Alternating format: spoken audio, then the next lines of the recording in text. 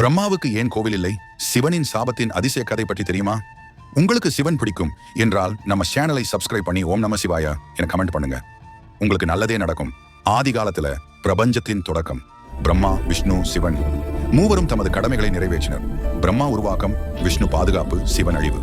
ஆனால் ஒரு நாள் பிரம்மா, விஷ்ணு இருவருக்கும் யார் பெரியவர் என்ற வாதம் எழுந்தது. அந்த வாதத்தை கண்டு மகா சிவன் தன்னை ஒரு அணையாத தீயின் தூணாக வெளிப்படுத்தினார். இந்த ஜோதிர் ஸ்தம்பத்தின் முடிவையும் அடியையும் கண்டுபிடிங்கள் என்றார் சிவன்.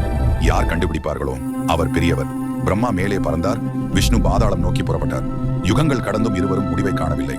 விஷ்ணு உண்மையுடன் வந்து பணிந்தார். நான் அடியை காணவில்லை, நீயே பரமன். ஆனால் பிரம்மா வழியில் தாழம்பூவை பார்த்து, நீ என் சாட்சியாக வா என்று கூறி சிவனிடம் வந்து, நான் முடிவை கண்டேன் என்று பொய்யுரைத்தார். தாழம்பூவும் அதை உறுதிப்படுத்தியது. சிவன் அதிர்ச்சி அடைந்தார். பிரம்மா, நீ பொய் சொன்னாய். அதனால் பூமியில் உனக்காக யாரும் கோவில் அமைக்க மாட்டார்கள். தாழம்பூவா, நீயும் பொய்க்கு சாட்சி நின்றாய். இனி என் வழிபாட்டில் உன்னை பயன்படுத்த முடியாது. இந்த கதை நமக்கு சொல்லுவது, பொய் பேசுபவன் தன் மகிமையையே இழக்கிறான்.